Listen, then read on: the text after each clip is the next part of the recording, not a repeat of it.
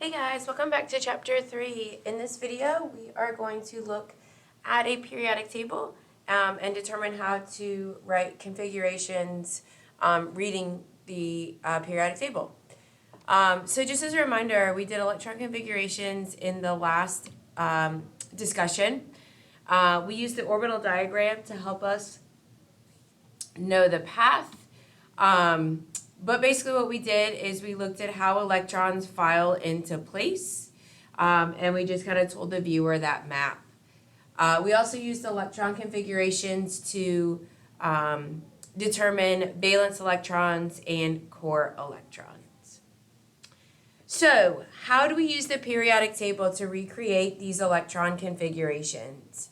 On an exam, all you will have in front of you is an is a periodic table.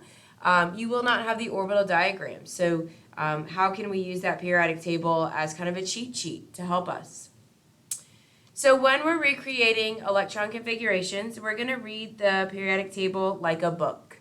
So we're going to read from left to right. When we get to the end of a line, just like in a book, we'd go back to the other side, down one line, read left to right, so on and so forth. The other thing to point out here is that the periodic table, we can break it into what we call blocks. So here, these first two columns are what we call the S block.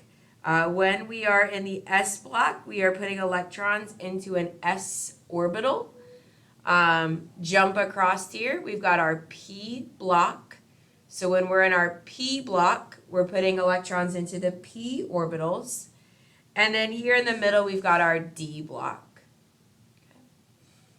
The last thing I need to point out before we dive into an example are the numbers here on the side. So the numbers going down the periodic table are going to represent our energy levels.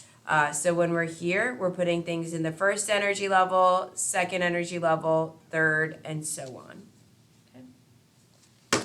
So let's look how we're going to use this. Let's write the electron configuration for nitrogen. So I'm just going to circle it so we know that's our destination.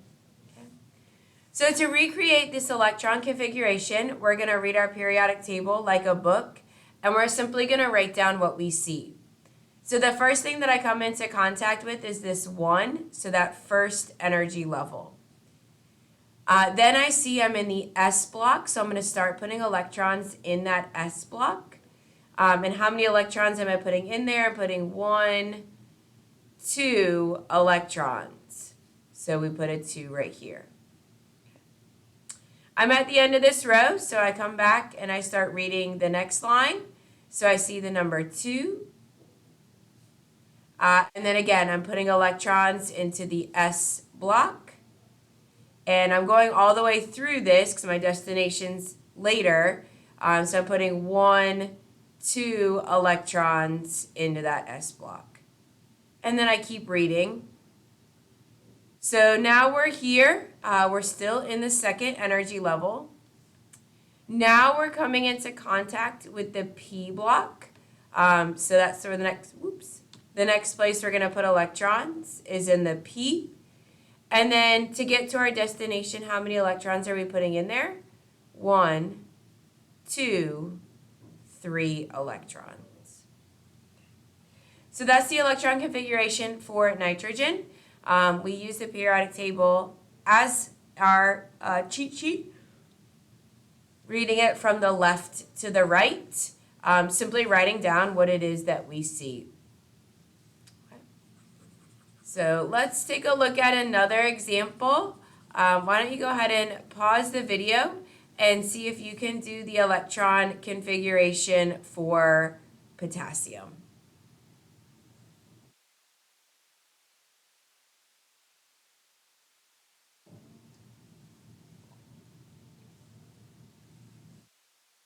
All right, so we're going to start here at the first energy level.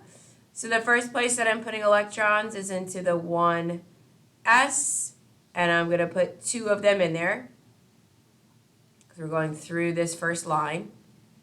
Then I'm going to go to 2 S, and we're going to fill that up.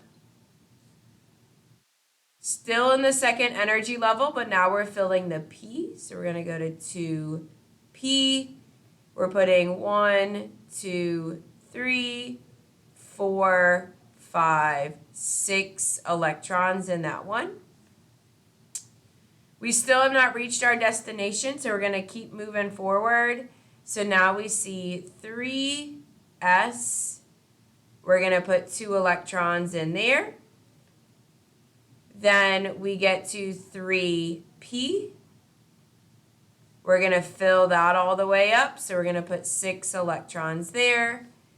And then the next thing we come into contact with is 4S, and our destination is in that first box, so we're going to put 1 electron there. So far so good, pretty easy. The next thing I want to show you guys is how the periodic table predicts. Remember that weird thing that happens where we go like 4S, then 3D, and then 4P, kind of that weird jump around. So the periodic table predicts this. So if we start here, we've got 3S, 3P, and then the next thing we come into contact with is 4S, and then we get here, okay? So this right here is the D block, also known as transition metals. We'll talk about that later. But one of the things you guys need to know about the D block is that they are the exception to the rule. They kind of march to the beat of their own drum, while the S block and the P block tend to be very predicted. The D block is not predictable. So here's the first time that we see them marching to the beat of their own drum. So the D block is going to be off by 1 energy level. So this right here is 3D, even though it's in that 4th line. So that means this one right here is 4D, this one is 5, and this one is 6.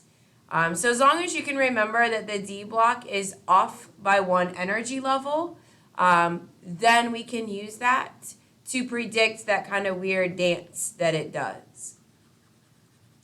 So knowing this, let's do the electron configuration for, we'll just do this guy right here, right past the D block. Okay. So reading the periodic table like a book, we come into contact with 1S. I put 2 electrons in there.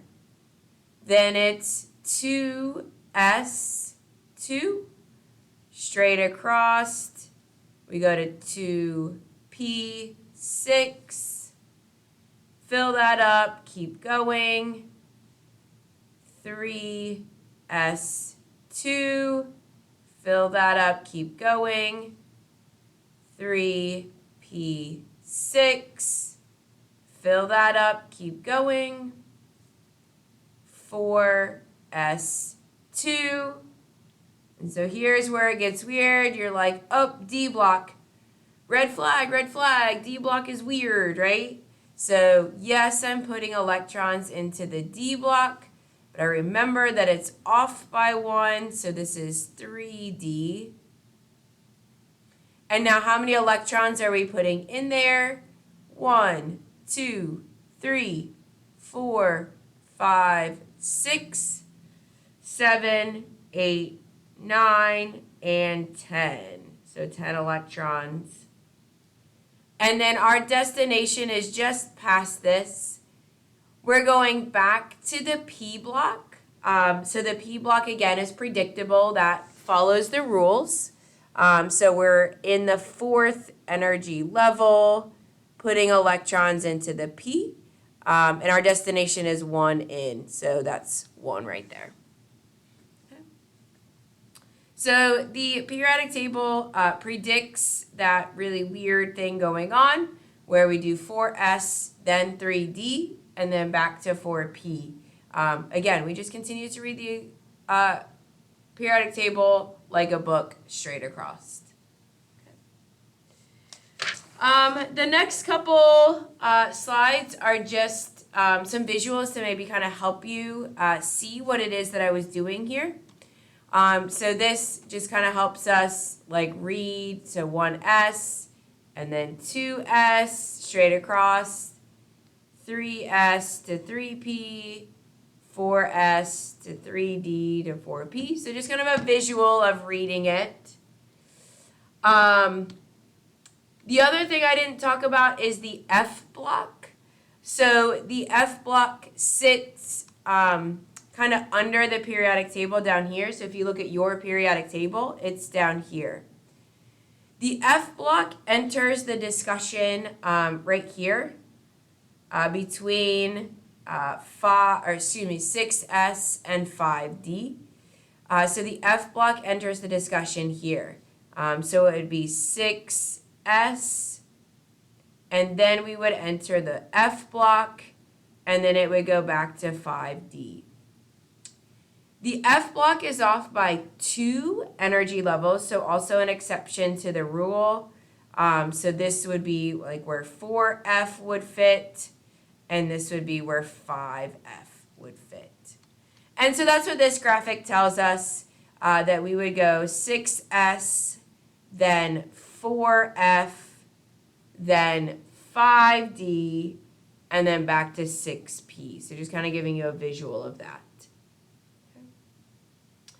So that's your introduction to electron configurations using the periodic table. In the next video, we're going to look at kind of a shorthand or an abbreviated configuration. But I do want you to be able to write the complete. You will be asked to write a complete on the exam. So please practice doing the complete first. I hope you guys found this helpful.